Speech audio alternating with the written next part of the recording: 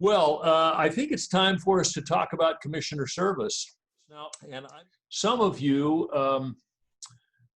don't have a clue what commissioner service is. Let me just share a story and then a thought. When I became national commissioner in 2016, the month actually within weeks after I became national commissioner, I learned of Troop 102 in New Jersey. Troop 102 on June 24th of 2016 became 80 years old. Their scoutmaster, Julio Balda, became 95 years old. And he had been the scoutmaster for 75 years. Do you believe it? We talk about tenure in scouting, but this was way beyond that. It was a great day of celebration.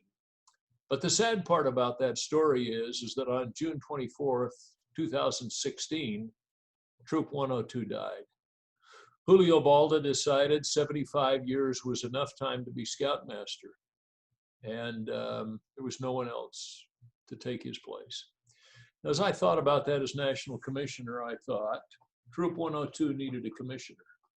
They needed somebody to watch out and make sure that this troop was strong, that it had a succession plan, and to be able to help and strengthen them so that they would go into the future and be able to help these young men who were involved in the scouting program. But by the time we got involved and I tried to do everything I could, it was too late. The chartering organization had decided they were going to go another direction. But I've always thought about the significance of having somebody there outside the unit, but as a support that would help them. Now, I will just tell you that commissioner service for Latter-day Saints comes so automatically because of who we are.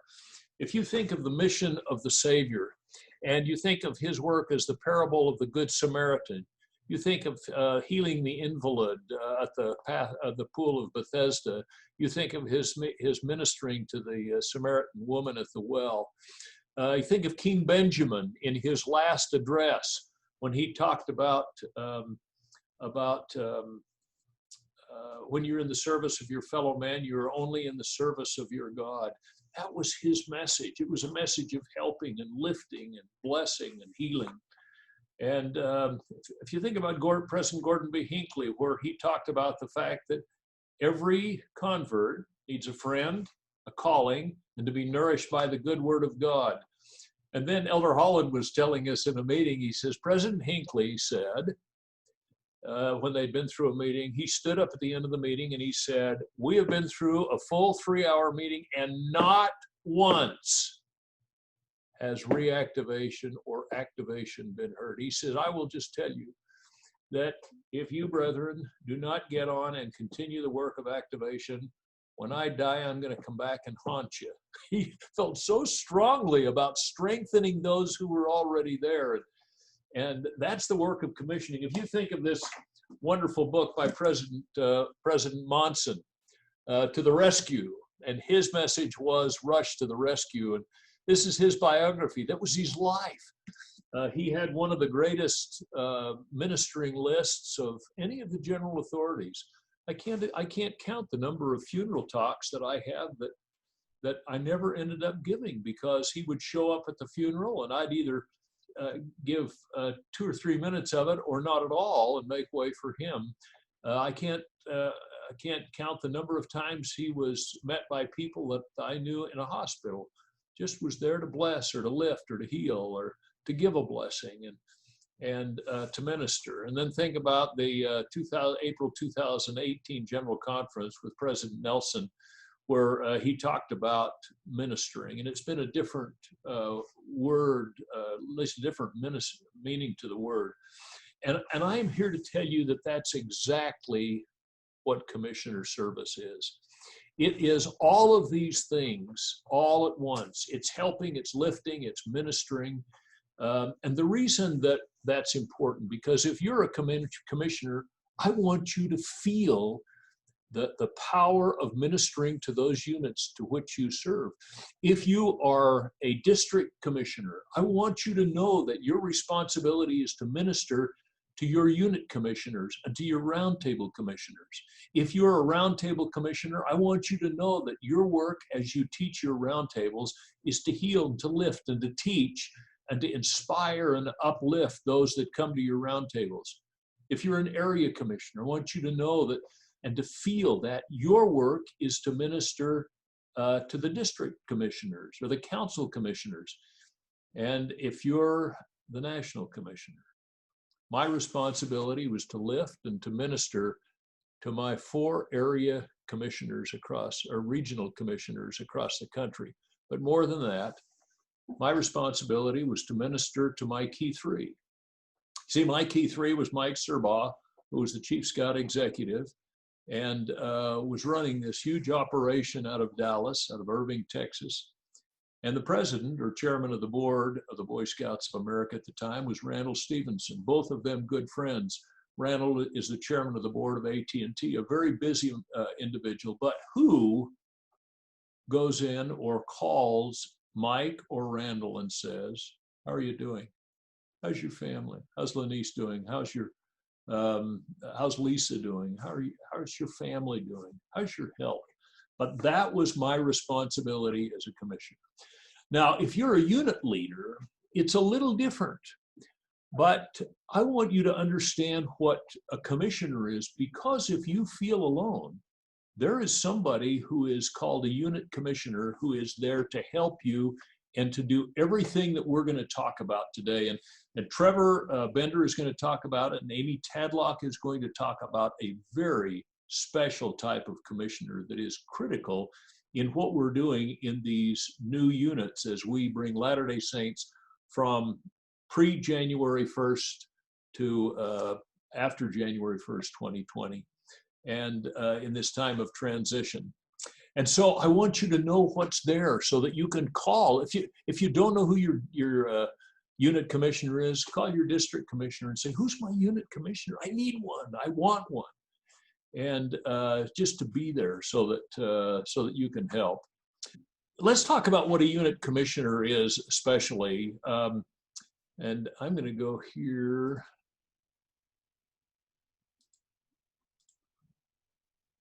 Okay, let's see. There we go. Okay, Trevor is going to talk a lot about what a district commissioner does, but a unit commissioner is somebody who is there to provide inspiration and help and strength to each unit. So if you have a den, or if you have a pack, or you have a troop or a crew or a ship, you have a unit commissioner or should have one, and you should find out who it is. Now, they're not there to do the work. They're there to help you. And if they show up, don't consider them as part of the IRS where they say, you know, I'm from the IRS and I'm here to help you. Just realize that they're there to help and they're there to guide and to support. If you're a unit commissioner, I encourage you to go and to be there and to build a relationship of trust, because you wear many hats, and those hats are right down here: a friend, a representative of the Boy Scouts of America, a unit doctor or paramedic, or someone who diagnoses, just like Matt McKiff does every day, and then a teacher, and also a coach. Let's take each one of those separately. Of all the roles that you have, being a friend is the most important one. I'm not going to go through these. You can read these for yourself, but I will tell you that I have often found that the most important thing is building a relationship of trust before you go in and evaluate a unit. You have some wonderful skills and abilities and tools that you have, but the most important thing is to build a relationship with that individual. And I had an individual that was responsible to me a number of years ago, and I called him up one day. It was a brand new relationship, and I said, why don't we meet out at a park? I'll bring the chicken and we'll meet. I had another one that I said, why don't we meet at a Chinese restaurant? And so we did, and we had our meetings there periodically. You know, those were some of the sweetest meetings as we broke bread together. We didn't talk much about our assignments, but it was a time for us to build a feeling of love and trust, and so that when things became a challenge. They knew that they had a friend, somebody that they could go to. So the first responsibility and the first hat that you wear is being a friend. The second is you're responsible, you're a representative of the Boy Scouts of America. We'll see a patch in just a few minutes that came out of the National Capital Area Council showing the 5 responsibilities of a commissioner. And one of those is bringing all of the resources of the district to a unit. And so that's the responsibility of the commissioner. As a commissioner, you are to be a good example, but you're also to look for where the resources of the district can help. And by the way, where your unit, maybe you've got a wonderful unit that can be a help to somebody else in the district, or you can use as a role model in a round table or something else. The next area is commissioner is a physician or a paramedic looking for what are the challenges that are there? What is the challenges that the leader has? And one of the tools that a commissioner has is commissioner tools, and to do a unit evaluation. Now, as a unit leader, when a commissioner comes in to do an evaluation, don't be worried. The list of questions is to help you to become a better leader.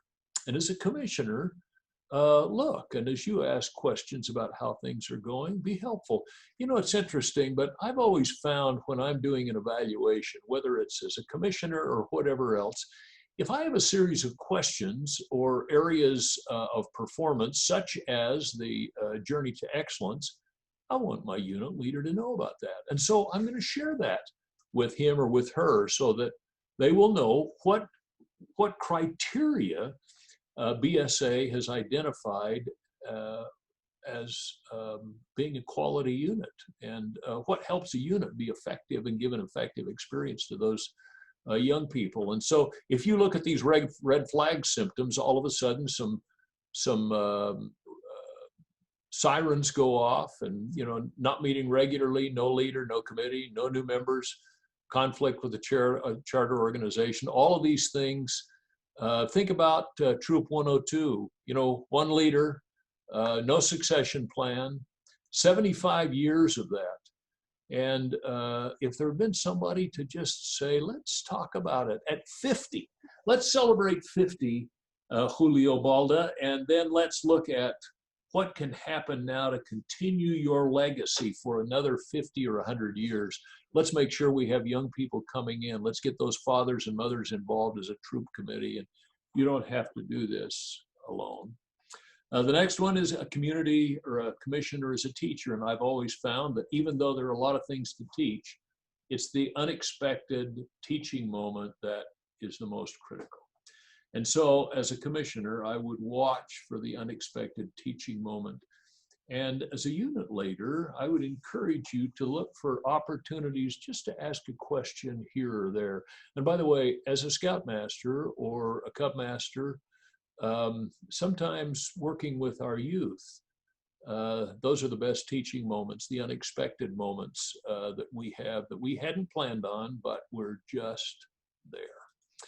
And the commissioner is also a coach, and that is understanding the EDGE method. Now let's see, EDGE. Anybody know what EDGE means? Explain, demonstrate, guide, and enable. If you haven't taken the EDGE training, can I just suggest that it wouldn't be a good idea, be a bad idea to bone up on it. It's a wonderful reminder of how to work, particularly with these young people. Think about back on your wood badge experience, learning to do a woggle, and how your troop guides during the wood badge experience were engaged to start with, almost like they are in Cub Scouts, and then carefully during the week, they just kind of backed off until it was the patrol that was doing what they were doing. That's what a coach does. A coach is there and just to help, to ask questions, and to be a master at asking questions that helps your leaders think. Now, Commissioner Special Objectives, there are 5 of them, and this is a wonderful patch that was made out of the National Capital Area Council a few years ago. that supports the 5 service objectives. The first being to support unit growth and retention. That's important. If you don't see new people coming in, and if you don't see the old ones being retained in scouting, you got a problem. If scouts come in, they're there for a couple of months and then they're gone, then you have to ask yourself, why? What is it? And just watch, as a commissioner, watch. The second is contacting units. I always like to think of it as ministering units. In fact, on my belt buckle, it talks about ministering contacts. The third is, we've already talked about this, and that is linking units to district operating committee and other resources of the district. The fourth is to help with timely and effective charter renewal. Sometimes that's a big deal. It's important for you to know how to recharter, and that's where a commissioner can come in. And finally, to support unit leaders by delivering effective roundtables. And Mark talked about effective roundtables, and you know, we might need to be very creative. Who would have thought that a year ago when we left Philmont in June, that we'd be holding a virtual little Philmont and that we'd even be able to do it? I have to tell you that I'm a fairly creative mind, but it certainly wasn't my creativity that suggested this. It was others who are much more creative than I, who are looking at options and looking at alternatives, and we need to kind of think outside the box for these roundtables. There's no reason why, if you're a roundtable commissioner, you couldn't be holding your roundtables during this COVID-19 sequestration. It's a wonderful opportunity. I think Matt mentioned it in one of his sessions. It's a good time to sharpen the axe. It's a good time to get training. I know that for me as a lawyer, it's a good time for me to get some of my CLE that I've needed because I can do it online. A lot of it I can do online. And so this is a good time to build those relationships. Now let's talk just a little bit about the organization of a commissioner. Oh, we've got a jackpot here, which means it's time for another giveaway. And this time I have a medallion, and let me just see if I can get that there. This is a medallion that was given away at the 2019 Commissioner's Corner.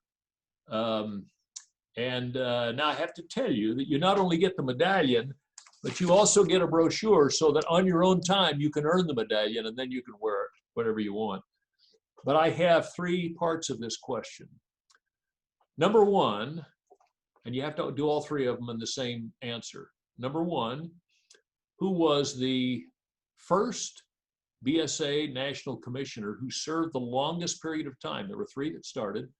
The second is, who was the 10th Commissioner, National Commissioner? And the third is, who is the current National Commissioner of the Boy Scouts of America? I have 5 of these medallions. And so for the first 5 that get on the chat line and provide those 3 answers, then we'll be glad to send those out. And Rachel, if you could identify those and have those individuals provide provide their mailing addresses, that'd be great. Now, as National Commissioner, I found that my responsibility was to be Chief Morale Officer of the BSA. Now, I'm not sure anybody knows what that was. When I was in the Air Force, actually, they dubbed me in the OTJAG, or Office of the Judge Advocate General, the Chief Morale Officer. It was actually OTJAG, which was Chief Morale Officer and Truth Control Officer. And but that's kind of what you are as a commissioner. You're the one that is keeping up the morale. You're the one that is always in uniform. You're the one that's the uniform guy. As the National Commissioner, I was responsible for all of the volunteers across the Boy Scouts of America. Randall handled the board. Mike handled these wonderful professionals that we have, and I was responsible for and to all of the volunteers across the country, actually across the world.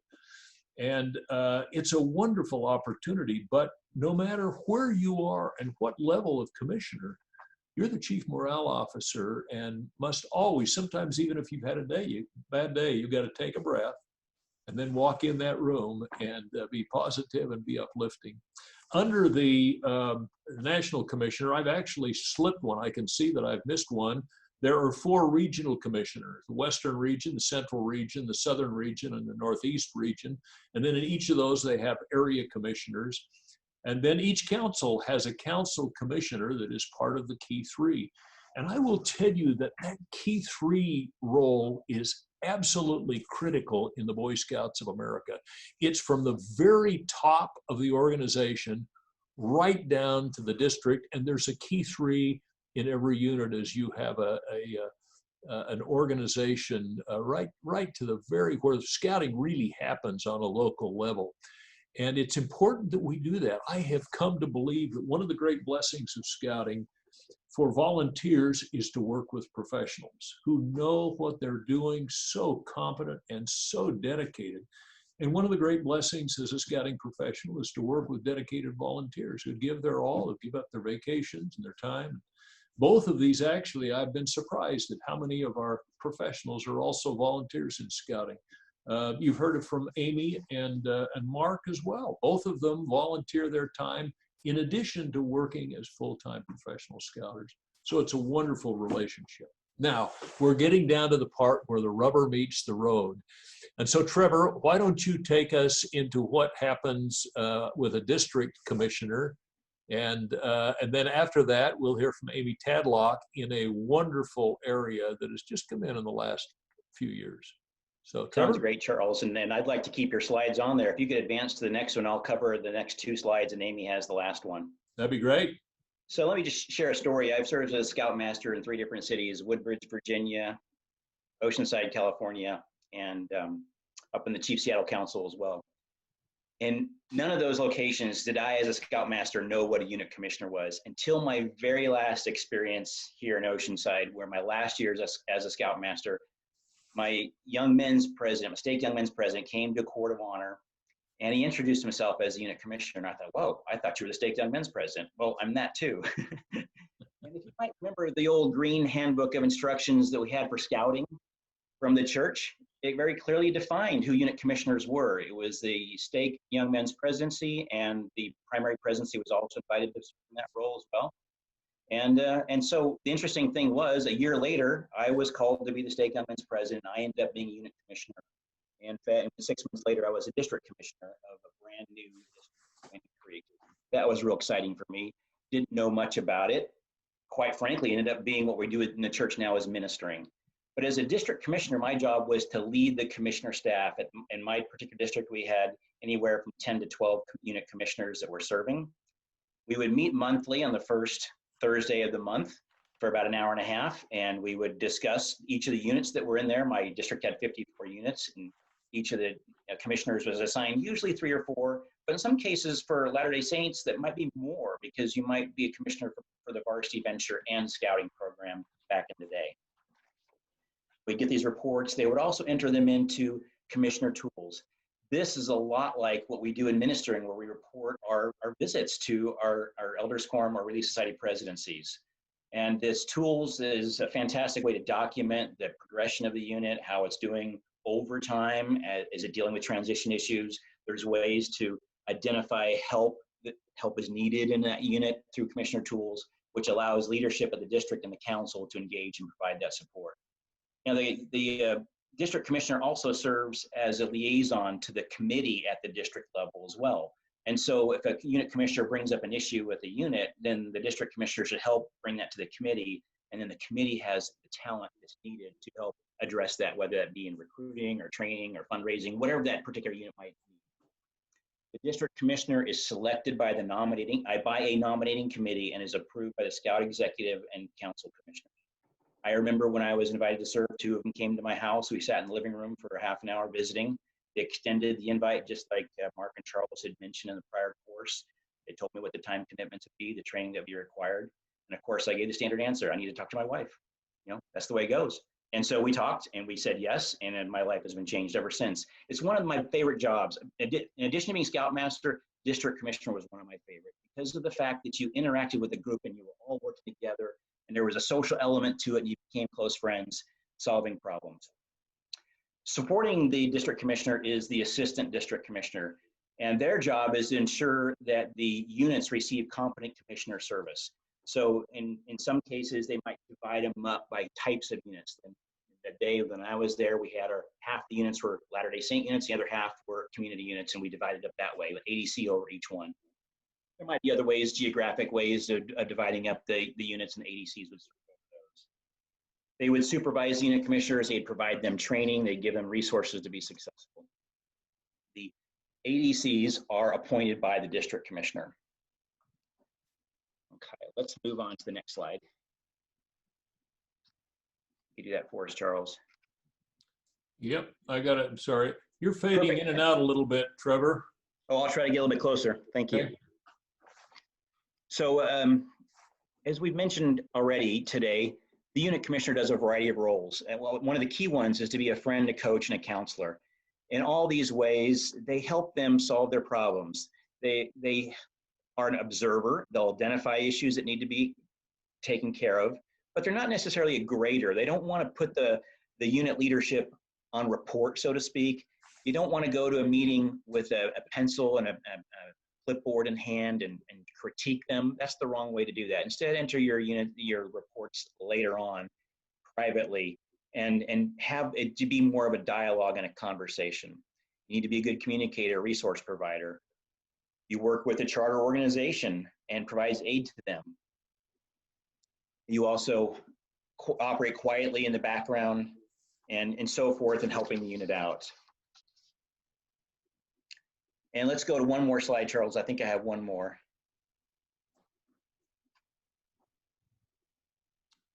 That it? No, it's not.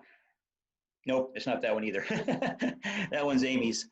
Okay. But I'll tell you what, I'll just share what I had on the slide. The idea being, we have a breadth of experience right now available to us of scouters who are members of the Church of Jesus Christ of Latter-day Saints. There, I think we've got it, Trevor. Is that it now? No, I think that's okay. But what I wanted to just end on was that there's a talent pool of people out there who have a lot of experience in scouting who currently aren't in a calling related to young men or young women's. Invite them to be unit commissioners. They have the skill and the experience to do that, and many of them are willing to serve. That's your ready pool who already understand the culture of our organization. They understand the culture of the church. They understand scouting and the marrying of that together, and they can help these new units be successful. Now let me turn it over to Amy, who's going to tell us specifically about the role of the new unit commissioner. Hello, Charles, can you go ahead and minimize and stop your screen share? I've got a couple of visual aids that I'm going to hold up. I can. Awesome. We'll get back to, I'm sure it'll get there. We'll give it just a sec to catch up. Perfect. Did that work? That worked. Okay. We're good. Okay, so a lot of times, here we go. The background's tricky. A lot of times, this will be tricky. Okay, a lot of times we hear the word new unit commissioner and we think, that must be a unit commissioner that's new, that's just started and is going through the training. Other times we hear the word new, here we go. I'll get a little closer. New unit commissioner. Now, they look the same, but they're actually different. And what makes them different is this little hyphen right here between the words new and unit. Okay. That idea of a new unit commissioner means a commissioner that serves a new or reorganizing unit. So today I'm going to focus on the latter, on that new unit commissioner, somebody that works with new units. A new unit commissioner is like a jack of all trades or a Swiss Army knife. He or she carries with them many tools from their previous scouting service, and their primary role is to support the leaders of a new scout unit. As members of the church, we've seen many adults step forward to form new packs and troops in 2019 and in 2020. In most instances, these adults have had years of previous scouting experience, but for some new community units, the leaders are brand new to scouting. In the process of forming a new unit, there are multiple steps, and there is one person who is there to support the new unit adult leaders through every part of the journey, and that's the new unit commissioner. We'll see how this works again. And like a true, oh, this one shows up, yay. Like a true Swiss Army knife has many tools available to him or to her. So the new unit commissioner may assist a chartered organization representative. And they might help with the paperwork, with the chartered org rep, processing some of that paperwork and the logistics of organizing that new unit. At times, the new unit commissioner may look like a scoutmaster or a cubmaster. Oops, sorry, cubmaster or a scoutmaster.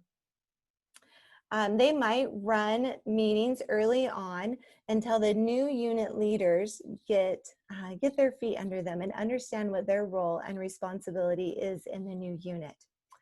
Or a new unit commissioner may also look like a new unit committee chair, as they assist the new committee in running their first few meetings. So, new unit commissioners follow the EDGE method. We talked about this a little bit earlier. Do you remember the steps? First is explain. And if you can see it, oh, you can see it, I've drawn just a little graphic here, and it shows an X. The X is the new unit commissioner, and the dots are the class. So when you're explaining, it's almost like school where you're in front of the class. The next step in EDGE is to demonstrate. Oh, I don't know that I'll be able to, here, let me sneak back a little bit. Okay, so to demonstrate. Now the demonstrating, if you could see my little icon. Yeah, perfect, just hold it right there, that's perfect. Right there, okay, right in front of me. If you Yep. can see the icon at the bottom, it shows a circle with the new unit commissioner being in the middle. Now they're in the middle because they're equal distance from the participants. It gives everybody an opportunity to see what they're doing and be close by for instruction. After demonstrating, the next step is guiding. Whoops, turn it right side up. Guiding. Now in the guiding step, you'll see that new unit commissioner has moved out to the edge of the circle, and they are now observing but close by to offer assistance. And the last step is to enable. Now in the enable step, you see the new unit commissioner, try to move to the side here, has stepped outside of the circle. Here they are. And the circle is continuing to work without them being directly involved. This process is really important for new leaders to gain confidence and understanding of the Scout program. It's important for new unit commissioners to follow the EDGE method and work to enable the new adult leaders to function fully in their new roles. It's sometimes easy for adults to see successful new unit commissioners and want them to stay in the unit, taking on a leadership role full time. But that's not the goal of a unit commissioner. A new unit commissioner really is there to mentor, lead, and guide. Charles, can you put up the slides one last time? As a recap, I just wanted to go over the what, why, and how of a new unit commissioner. So what is a new unit commissioner? They're a commissioner that's assigned early on to a new unit or to a unit that's undergoing a reorganization. The new unit commissioner becomes familiar, and they're a consistent liaison that regularly meets with the unit. The new unit commissioner becomes the go-to person, serving as the coach, mentor, and consultant. Why do we need new unit commissioners? I'm so sorry. Because 2 out of every 3 units will not make it to their 3rd recharter. So new unit commissioners are crucial. A new unit commissioner is assigned to only 1 unit for a period of up to 3 years. And this gives that unit consistency, and it's a huge help if we can keep those new unit commissioners working with those leaders to get them through not just their 1st, but their 2nd and 3rd recharter. Back to you, Charles. Okay, thank you very much. And we'll get everything back here. Great. Well, that was a wonderful presentation, Amy and Trevor. Thank you for doing that. And Trevor, I'm sorry I gave a good part of your talk on unit commissioner service. That's not unlike a fellow I used to teach with years ago, who every time we got up to teach for a full week or 2-week period, I would know that he was going to use my jokes that I'd used the day before. And so I always had to have new ones. So thank you for being flexible, Trevor. No Amy, thank you for explaining this very important role of a new unit commissioner is just critical to what we're doing.